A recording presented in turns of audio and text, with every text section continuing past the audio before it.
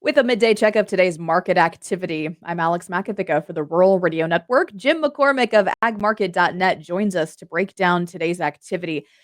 Feeder cattle futures almost $5 off as we head into the midday. Some big news around imports at the border. Jim, bring us up to speed on what's going on. Good afternoon. No doubt about it. After the markets closed yesterday, it was announced that the Mexican government and the U.S. government had come to an agreement. We were going to start allowing some feeder cattle in, I believe, in Arizona here relatively quickly. And then the Mexican president came out today and said she assumes that the rest of the border will open relatively quickly.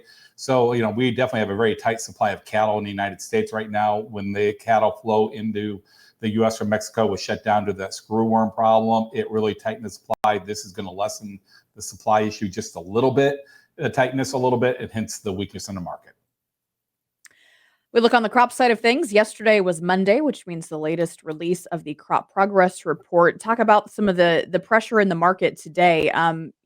Futures kind of ho-hum today, but how did the market react? They were under pressure. They have come back a little bit, Alex, but overall they're under pressure because plain and simple, this crop looks fabulous. They're guesstimating the crop, I think 73% good to excellent on the corn. It was up 3 points from a week ago. It's, I think, 6 points ahead of where it was last year. It's one of the strongest ratings we've had in the last couple of years.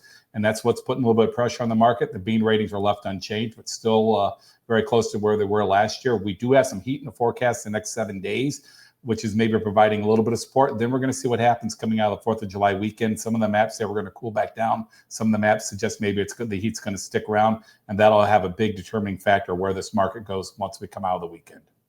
Real quick on the wheat front, obviously harvest is progressing, but there are some gains here in the wheat complex. Is that due to maybe a little bit slower of a pace here for harvest?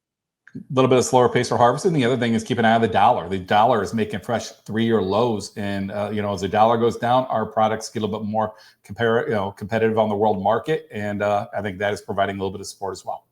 Okay, Jim McCormick with agmarket.net joins us for today's midday market activity. He'll be joining us later this afternoon on the channel Final Bell. For the Rural Radio Network, I'm Alex Makovica.